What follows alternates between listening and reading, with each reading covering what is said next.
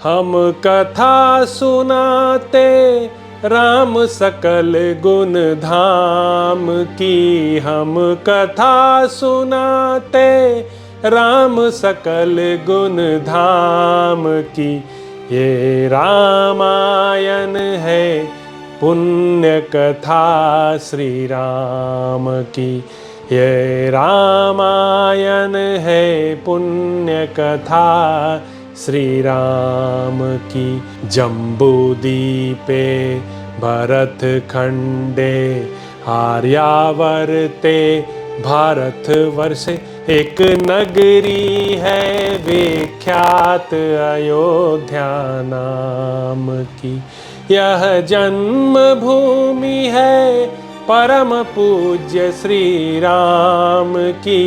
यह जन्म भूमि है परम पूज्य श्री राम की। यह रामायण है पुण्य कथा श्री राम की। यह रामायण है पुण्य कथा श्री राम की। श्री सीताराम चंद्राभ्याम नमः। श्रीमद् वाल्मीकीय रामायण भारत का स्वर्णिम महाकाव्य। 82वां सर्ग। वशिष्ठ जी का भरत को राज्य पर अभिषिक्त होने के लिए आदेश देना तथा भरत का उसे अनुचित बताकर अस्वीकार करना और श्रीराम को लौटा लाने के लिए वन में चलने की तैयारी के निमित्त सबको आदेश देना। बुद्धिमान भरत ने उत्तम ग्रह नक्षत्रों से सुशोभित और पूर्ण चंद्रमंडल से प्रकाशित रात्रि की भांति उस सभा को देखा। वह श्रेष्ठ पुरुषों की मंडली से भरी पूरी तथा वशिष्ठ आदि श्रेष्ठ मुनियों की उपस्थिति से शोभायमान थी। उस समय यथायोग्य आसनों पर बैठे हुए आर्य पुरुषों के वस्त्रों तथा अंगरागों की प्रभा से यह उत्तम सभा अधिक दीप्तिमती हो उठी थी। जैसे वर्षाकाल व्यतीत होने पर शरद ऋतु की पूर्णिमा को पूर्ण चंद्रमंडल से अलंकृत रजनी बड़ी मनोहर दिखाई देती है, उसी प्रकार विद्वानों के समुदाय से भरी हुई यह सभा बड़ी सुंदर दिखाई देती थी। उस समय धर्म के ज्ञाता पुरोहित वशिष्ठ जी ने राजा की संपूर्ण प्रकृतियों को उपस्थित देख भरत से यह मधुर वचन कहा। तात, राजा दशरथ, यह धनधान्य से परिपूर्ण समृद्धिशालिनी पृथ्वी तुम्हें देकर स्वयं धर्म का आचरण करते हुए स्वर्गवासी हुए हैं। सत्यपूर्ण बर्ताव करने वाले श्री रामचंद्र जी ने सत्पुरुषों के धर्म का विचार करके पिता की आज्ञा का उसी प्रकार उल्लंघन नहीं किया जैसे उदित चंद्रमा अपनी चांदनी को नहीं छोड़ता है। इस प्रकार पिता और ज्येष्ठ भ्राता दोनों ने ही तुम्हें यह अकंटक राज्य प्रदान किया है।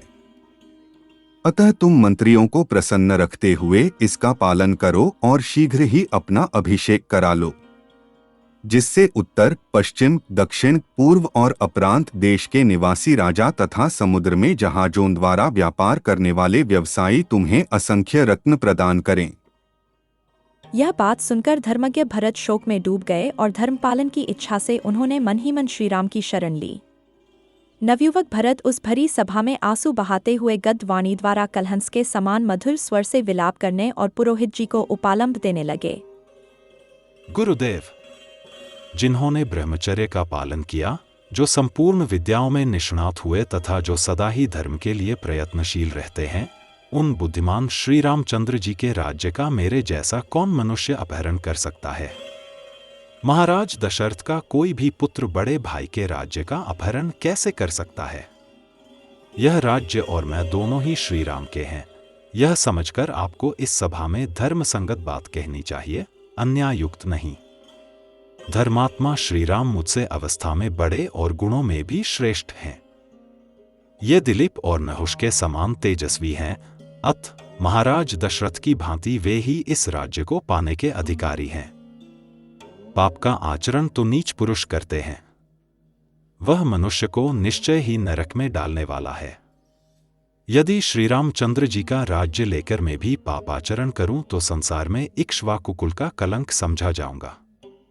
मेरी माता ने जो पाप किया है उसे मैं कभी पसंद नहीं करता, इसीलिए यहाँ रहकर भी मैं दुर्गम वन में निवास करने वाले श्री रामचंद्र जी को हाथ जोड़कर प्रणाम करता हूँ। मैं श्री राम का ही अनुसरण करूंगा। मनुष्यों में श्रेष्ठ श्री रघुनाथ जी ही इस राज्य के राजा हैं। ये तीनों ही लोकों के राजा होने योग्य हैं। भरत का वह धर्मयुक्त वचन सुनकर सभी सभासद श्रीराम में चित्त लगाकर हर्ष के आंसू बहाने लगे। भरत ने फिर कहा, यदि मैं आर्य श्रीराम को वन से न लौटा सकूंगा तो स्वयं भी नरश्रेष्ठ लक्ष्मण की भांति वहीं निवास करूंगा। मैं आप सभी सद्गुणयुक्त बर्ताव करने वाले पूजनीय श्रेष्ठ सभासदों के समक्ष श्री रामचंद्र जी को बलपूर्वक लौटा लाने के लिए सारे उपायों से चेष्टा करूंगा। मैंने मार्गशोधन में कुशल सभी अवैतनिक तथा वेतनभोगी कार्यकर्ताओं को पहले ही यहाँ से भेज दिया है। अतः मुझे श्री रामचंद्र जी के पास चलना ही अच्छा जान पड़ता है। सभासदों से ऐसा कहकर भ्रातृवत्सल धर्मात्मा भरत पास बैठे हुए मंत्रवेत्ता सुमंत्र से इस प्रकार बोले, सुमंत्र जी, आप जल्दी उठकर जाइए और मेरी आज्ञा से सबको वन में चलने का आदेश सूचित कर दीजिए और सेना को भी शीघ्र ही खुला भेजिए। महात्मा भरत के ऐसा कहने पर सुमंत्र ने बड़े हर्ष के साथ सबको उनके कथनानुसार वह प्रिय संदेश सुना दिया। श्री रामचंद्र जी को लौटा लाने के लिए भरत जाएंगे और उनके साथ जाने के लिए सेना को भी आदेश प्राप्त हुआ है। यह समाचार सुनकर वे सभी प्रजाजन तथा सेनापतिगण बहुत प्रसन्न हुए। तदंतर उस यात्रा का समाचार पाकर सैनिकों की सभी स्त्रियां घर घर में हर्ष से खिल उठीं और अपने पतियों को जल्दी तैयार होने के लिए प्रेरित करने लगीं। सेनापतियों ने घोड़ों, बैलगाड़ियों तथा मन के समान वेगशाली रथा सहित संपूर्ण सेना को स्त्रियों सहित यात्रा के लिए शीघ्र तैयार होने की आज्ञा दी। सेना को कूच के लिए उद्यत देख भरत ने गुरु के समीप ही बगल में खड़े हुए सुमंत्र से कहा, आप मेरे रथ को शीघ्र तैयार करके लाइए। भरत की उस आज्ञा को शिरोधार्य करके सुमंत्र बड़े हर्ष के साथ गए और उत्तम घोड़ों से जुता हुआ रथ लेकर लौट आए। तब सुदृढ़ एवं सत्य पराक्रम वाले सत्यप्रायण प्रतापी भरत विशाल वन में गए हुए अपने बड़े भाई यशस्वी श्रीराम को लौटा लाने के निमित्त राजी करने के लिए यात्रा के उद्देश्य से उस समय इस प्रकार बोले, सुमंत्र जी, आप शीघ्र उठकर सेनापतियों के पास जाइए और उनसे कहकर सेना को कल कूच करने के लिए तैयार होने का प्रबंध कीजिए, क्योंकि मैं सारे जगत का कल्याण करने के लिए उन बनवासी श्रीराम को प्रसन्न करके यहाँ ले आना चाहता हूँ। भरत की यह उत्तम आज्ञा पाकर सूतपुत्र सुमंत्र ने अपना मनोरथ सफल हुआ समझा और उन्होंने प्रजावर्ग के सभी प्रधान व्यक्तियों, सेनापतियों तथा सूदों को भरत का आदेश सुना दिया। तब प्रत्येक घर के लोग ब्राह्मण, क्षत्रिय, वैश्य और शूद्र उठ उठकर अच्छी जाति के घोड़े, हाथी, ऊंट, गधे तथा रथों को जोतने लगे। 83वां सर्ग। भरत की वनयात्रा और श्रृंगवेरपुर में रात्रिवास। तदंतर प्रातःकाल उठकर भरत ने उत्तम स्थ पर आरूढ़ हो श्री रामचंद्र जी के दर्शन की इच्छा से शीघ्रतापूर्वक प्रस्थान किया। उनके आगे आगे सभी मंत्री और पुरोहित घोड़े जुते हुए रथों पर बैठकर यात्रा कर रहे थे। ये रथ सूर्यदेव के रथ के समान तेजस्वी दिखाई देते थे। यात्रा करते हुए इक्ष्वाकुकुल नंदन भरत के पीछे पीछे विधिपूर्वक सजाए गए 9000 हाथी चल रहे थे। यात्राप्रायण यशस्वी राजकुमार भरत के पीछे 60,000 रथ और नाना प्रकार के आयुध धारण करने वाले धनुर्धर योद्धा भी जा रहे थे। उसी प्रकार 1 लाख घुड़सवार भी उन यशस्वी रघुकुलनंदन राजकुमार भरत की यात्रा के समय उनका अनुसरण कर रहे थे। केकेसी, सुमित्रा और यशस्विनी कौशल्या देवी भी श्री रामचंद्र जी को लौटा लाने के लिए की जाने वाली उस यात्रा से संतुष्ट हो तेजस्वी रथ के द्वारा प्रस्थित हुई। ब्राह्मण आदि आर्यों, त्रैवर्णिकों के समूह मन में अत्यंत हर्ष लेकर लक्ष्मण सहित श्रीराम का दर्शन करने के लिए उन्हीं के संबंध में विचित्र बातें कहते सुनते हुए यात्रा कर रहे थे। वे आपस में कहते थे, हम लोग दृढ़ता के साथ उत्तम व्रत का पालन करने वाले तथा संसार का दुख दूर करने वाले स्थित प्रज्ञ श्यामवर्ण महाबाहु श्रीराम का कब दर्शन करेंगे। जैसे सूर्यदेव उदय लेते ही सारे जगत का अंधकार हर लेते हैं, उसी प्रकार श्री रघुनाथ जी हमारी आंखों के सामने पड़ते ही हम लोगों का सारा शोक संताप दूर कर देंगे। इस प्रकार की बातें कहते और अत्यंत हर्ष से भरकर एक दूसरे का आलीन करते हुए अयोध्या के नागरिक उस समय यात्रा कर रहे थे। उस नगर में जो दूसरे सम्मानित पुरुष थे, वे सब लोग तथा व्यापारी और शुभ विचार वाले प्रजाजन भी बड़े हर्ष के साथ श्रीराम से मिलने के लिए प्रस्थित हुए। जो कोई मणिकार, मणियों को सान पर चढ़ाकर चमका देने वाले, अच्छे कुंभकार, सूत का ताना बाना करके वस्त्र बनाने की कला के विशेषज्ञ, शस्त्र निर्माण करके जीविका चलाने वाले, मायूरक, मोर की पाखों से छत्र व्यजन आदि बनाने वाले, आरे से चंदन आदि की लकड़ी चौड़ने वाले, मणिमोती आदि में छेद करने वाले, रोचक, दीवारों और वेदी आदि में शोभा का संपादन करने वाले, दंतकार, हाथी के दांत आदि से नाना प्रकार की वस्तुओं का निर्माण करने वाले, सुधाकार, चूना बनाने वाले, गंधी, प्रसिद्ध सोनार, कंबल और कालीन बनाने वाले, गर्म जल से नहलाने का काम करने वाले, वैद्य, धूपक, धूपन क्रिया द्वारा जीविका चलाने वाले, शौंडिक, मद्य विक्रेता, धोबी, दर्जी, गांवों तथा गौशालाओं के महतो, स्त्रियां सहित नट, केवट तथा समाहित चित्त सदाचारी वेदविद्ता सहस्रों ब्राह्मण बैलगाड़ियों पर चढ़कर वन की यात्रा करने वाले भरत के पीछे पीछे गए। सबके वेश सुंदर थे, सबने शुद्ध वस्त्र धारण कर रखे थे तथा सबके तांबे के समान लाल रंग का अंगराग लगा था। वे सबके सब नाना प्रकार के वाहनों द्वारा धीरे धीरे भरत का अनुसरण कर रहे थे। हर्ष और आनंद में भरी हुई वह सेना भाई को बुलाने के लिए प्रस्थित हुए कैकेयी कुमार भ्रातृवत्सल भरत के पीछे पीछे चलने लगी।